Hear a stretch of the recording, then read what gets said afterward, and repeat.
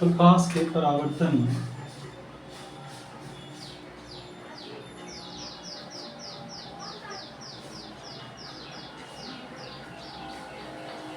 ये परावर्तक सतह होता है।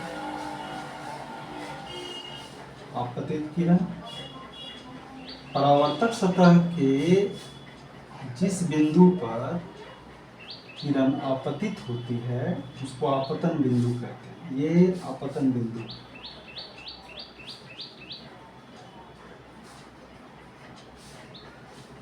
और इसको परावर्तक सतह कहते हैं।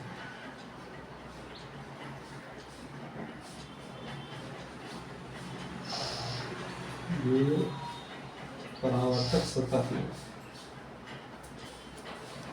ये हो गया।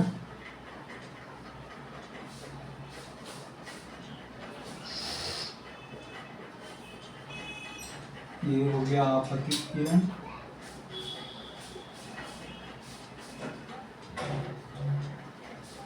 आपतन बिंदु पर खींचा गया अभिलंब, खींचा गया लंब ये काल्पनिक रेखा होता है।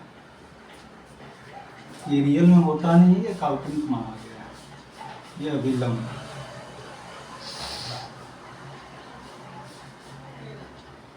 और ये हो गया परावर्तित किरण।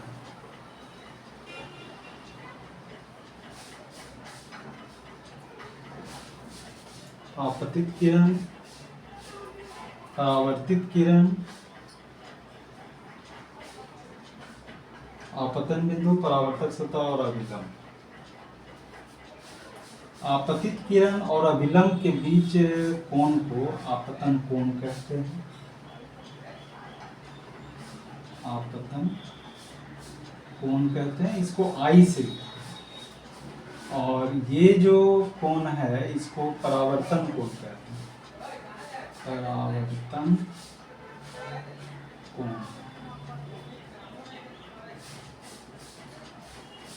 आपतन कोण, परावर्तन कोण।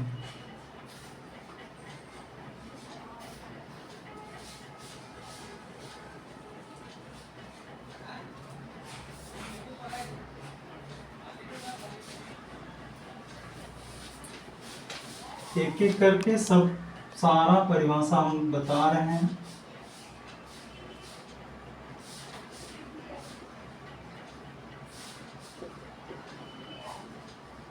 परावर्तक सतह, आपतित किरण, परावर्तित किरण, आपतन बिंदु, सबका परिभाषा हम एक एक करके बताते हैं।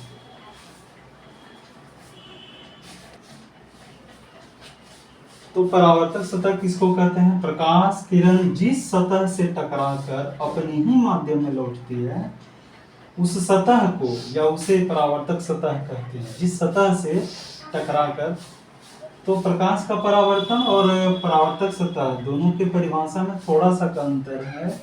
यहाँ पर प्रकाश का परावर्तन में हम कहते हैं वह घटना या वह प्रक्रिया, यहाँ पर लगा देते हैं, दो वर्ड सिर्फ लगाते हैं, वह प्रक्रिया या वह घटना, वह प्रक्रिया जिसमें प्रकाश किरण किसी सतह से टकराकर अपने ही माध्यम में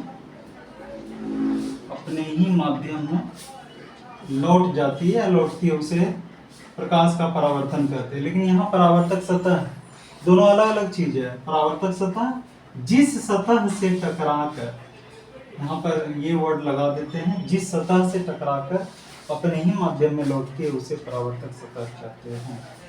तो परावर्तक सतह जो होता है कई प्रकार का होता है। एक समतल होता है, एक गोलीय होता है। तो गोलीय भी दो प्रकार का होता है, समतल परावर्तक सतह, और एक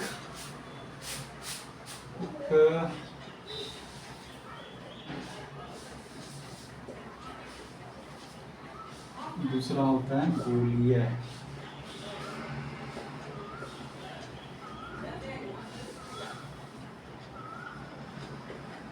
गोलीय परावर्तक सतह भी दो प्रकार का होता है, एक उत्तल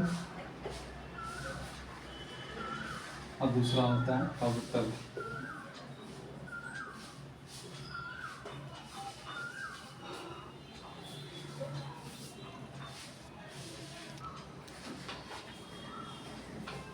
दूसरा है आपतित किरण।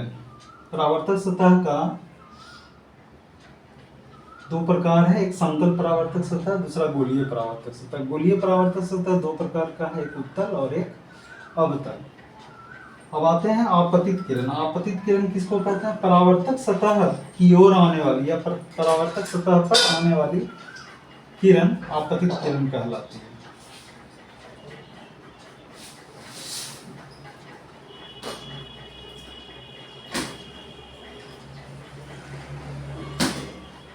परावर्तित किरण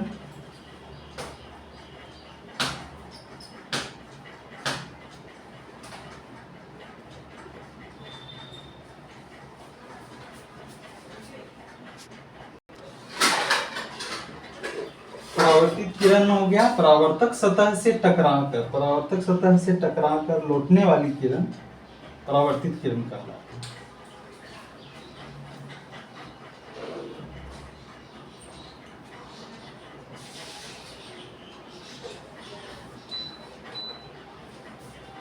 तो वीडियो को पॉज करके एक एक परिभाषा को लिख लेना है और उसको याद कर लेना है।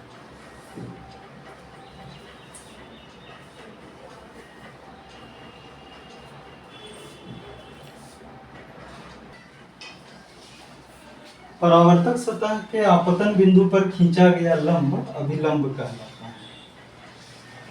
परावर्तक सतह के आपतन बिंदु, आपतन बिंदु किसको कहते हैं?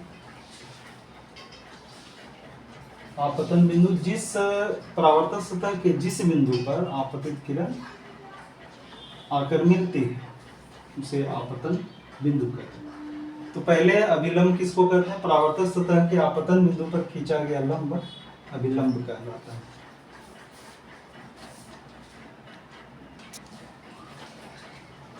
आपतित किरण परावर्तक सतह के जिस बिंदु पर आकर मिलती है उसे आपतन बिंदु कहते हैं। आपतन बिंदु,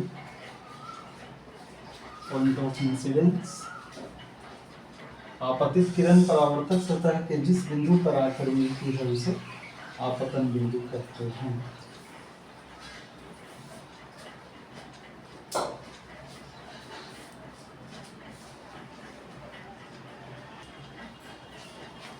आपतित किरण और अभिलंब के बीच बने कोण को आपतन कोण कहते हैं। आपतित किरण माने आने वाली किरण और आपतन बिंदु पर खींचा गया जो अभिलंब होता है, वो दोनों के बीच बने कोण को, जैसे कि ये है परावर्तक सतह, ये अभिलंब, ये आपतन बिंदु, ये काल्पनिक रेखा होता है। इसको डॉटेड लाइन खींचना है अगर बनाना है ग्राफ तो। और ये हो गया आपतित किरण और ये हो गया परावर्तित किरण। तो आपतित किरण और अभिलंब ये दोनों के बीच बने कोण को आपतन कोण कहते हैं और इसको आई से लिखते हैं। ये आपतन कोण है, इधर वाला नहीं, ये नीचे वाला नहीं, ये आपतन कोण नहीं है, ये नहीं है, ये नहीं है, ये है आपतित किरण और अभिलंब के बीच बने कोण को आपतन कोण कहते हैं।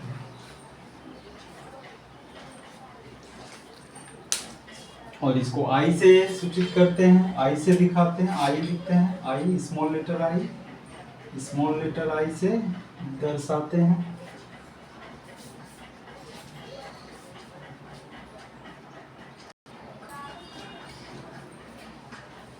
परावर्तित किरण और अभिलंब के बीच बने कोण को परावर्तन कोण कहते हैं। परावर्तित किरण और अभिलंब के बीच बने कोण को परावर्तन कोण कहते हैं। ये इसको आर से सूचित करते हैं, आपतन कोण को आई से सूचित करते हैं। ये परावर्तक सतह है, ये अभिलंब है, ये काल्पनिक रेखा होता है,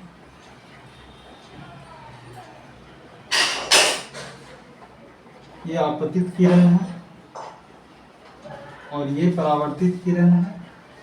तो परावर्तित किरण ये वाला परावर्तित किरण और ये अभिलंब, इसके बीच बने कोण को परावर्तन कोण कहते हैं। ये नहीं, ये नहीं, ये नहीं, ये वाला अभिलंब और परावर्तित किरण और अभिलंब के बीच बने कोण को परावर्तन कोण कहते हैं और इसको आर से लिखते हैं।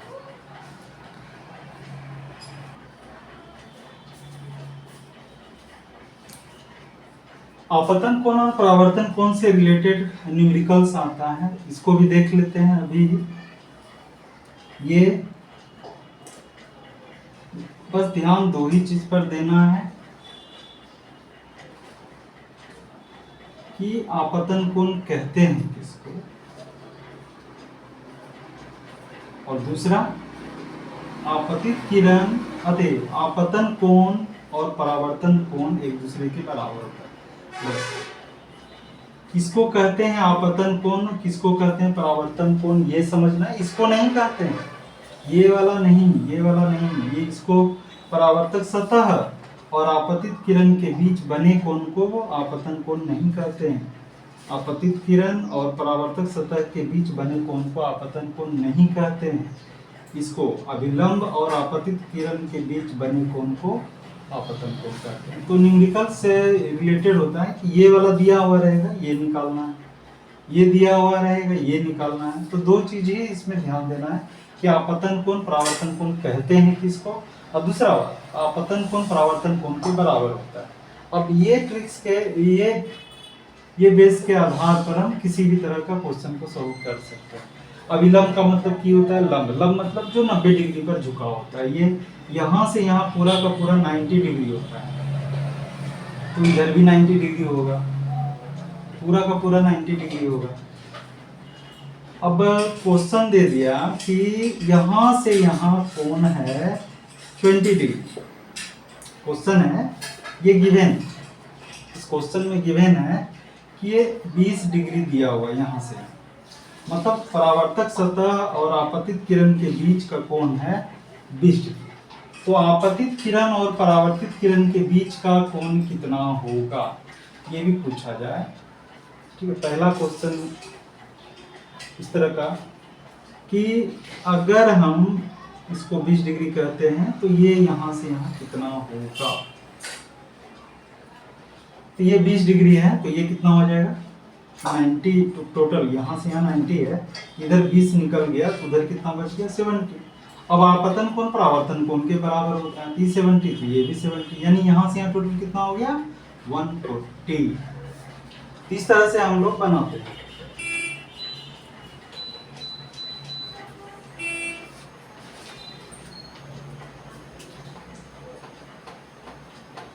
दूसरा एग्जाम्पल इसका,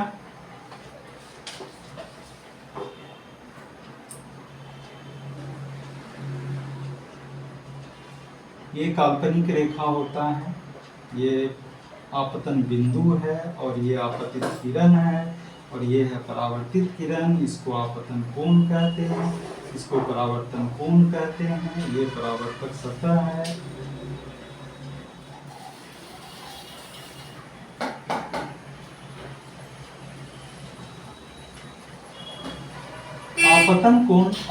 आपतन कोण अगर 30 डिग्री है तो परावर्तित किरण और परावर्तक सतह के बीच कितना कोण होगा। ये क्वेश्चन,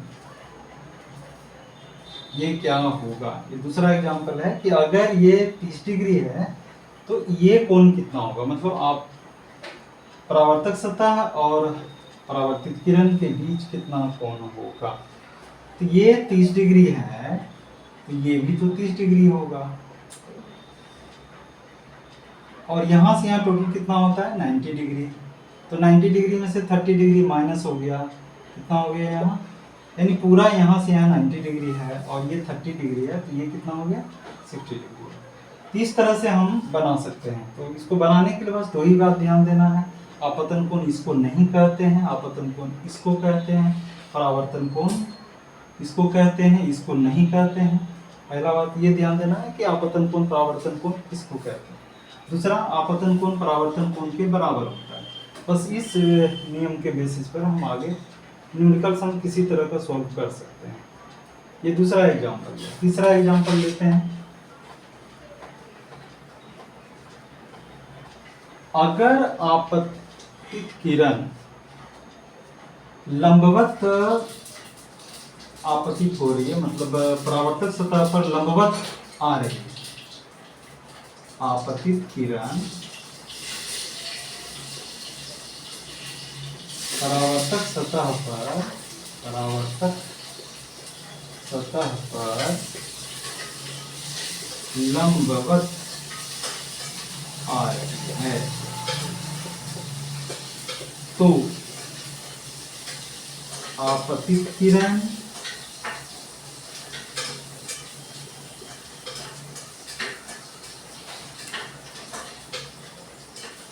तो चलो आपतन कोण क्या होगा, तो बोलो परावर्तन कोण क्या होगा, परावर्तन कोण क्या होगा।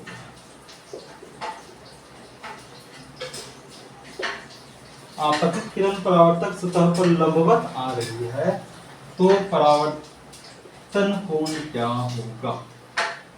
ये है परावर्तक सतह, ये है आपतित किरण लंबवत आ रही है, लंबवत मतलब 90 डिग्री पर आ रही है, ठीक है। तो ये अभिलंब भी वहीं पर है जहां पर आपतित किरण है। तो अगर लंबवत आ रही है परावर्तित किरण तो परावर्तित किरण किधर होगा, आपतित किरण और अभिलंब के बीच कितना डिग्री का कोण हो गया, यानी आपतन कोण हो गया 0 डिग्री, तो परावर्तन कोण भी होगा 0 डिग्री, है ना। तो यही हमेशा ट्रिक्स लगाना है कि आपतन कोण परावर्तन कोण के बराबर होता है। दूसरी बात, आपतन कोण कहते हैं किसको और परावर्तन कोण किसको कहते हैं। तो यहाँ पर अगर लंबवत आ रहा है तो आपतन कोण किसको कहते हैं, आपतित किरण और अभिलंब के बीच के कोण को। लेकिन यहाँ तो आप अभिलंब और आपतित किरण दोनों संपाती है, कोइंसिडेंट है, तो इसको क्या कहेंगे, कितना एंगल होगा। दोनों जब एक ही जगह होता है तो क्या हो गया, 0 डिग्री हो गया। ये 0 डिग्री हो गया आपतन कोण, तो परावर्तन कोण भी 0 डिग्री हो गया। तो दोनों के बीच कितना कोण होगा, तो दोनों के बीच कितना होगा, 0 डिग्री होगा। परावर्तन कोण 0 डिग्री होगा, या दोनों के बीच का कोण पूछेगा, आपतित किरण और परावर्तित किरण के बीच में कितना कोण होगा, तो 0 डिग्री होगा। तो इस तरह से ये तीसरा एग्जाम्पल।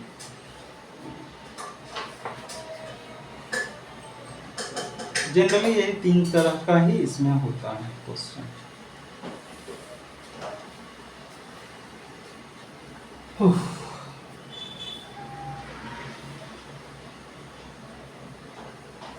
चलो एक चौथा वाला है, चौथा भी जनरली यही 3 होता है, लेकिन बाकी जो चौथा देख पा रहे हैं वो थोड़ा सा अलग है, देख लेते हैं उसको भी।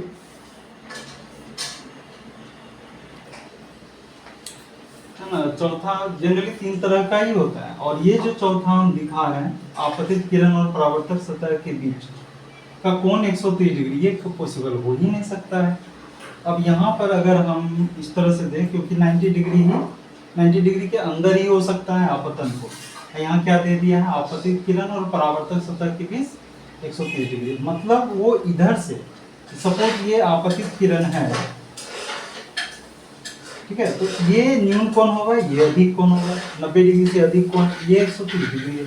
इसका मतलब है कि ये इधर से काउंटिंग कर रहा है, इधर से नहीं कर रहा, उधर से कर रहा है, यानी 130 डिग्री ये वाला कोण है, इधर वाला। तो चलो इसका अभिलंब ये हो गया, ये परावर्तित किरण हो गया, और टोटल यहाँ से यहाँ का कोण कितना हो गया, 130 डिग्री। आपतित किरण और ये है परावर्तक सतह, आपतित किरण और परावर्तक सतह के बीच इधर कभी 130 डिग्री नहीं होगा, जब भी होगा तो उधर से, है ना, क्योंकि यहाँ पे 90 डिग्री ऑलरेडी हो चुका है, तो इधर से 90 डिग्री से ज्यादा होगा, मतलब एंगल इधर से बन रहा है, मतलब 130 डिग्री है। टोटल कितना होता है, यहाँ से यहाँ एक रेखा पर कितना डिग्री का कोण होता है, 180 डिग्री का कोण होता है। अगर ये 130 है तो ये ऑटोमेटिक 50 डिग्री होगा। अब ये 50 डिग्री है तो ये टोटल यहाँ से कितना होता है, 90 डिग्री होता है, ये 40 डिग्री हो गया। अब ये आपतन कोण हो गया 40 डिग्री। आपतन कोण परावर्तन कोण के बराबर होता है, ये 40 डिग्री। अगर ये भी निकालना है तो ये भी हो गया 50 डिग्री, यानी परावर्तन कोण क्या होगा, 40 डिग्री होगा। इस तरह से हम लोग निकाल सकते हैं। बस बहुत हो गया, चलो।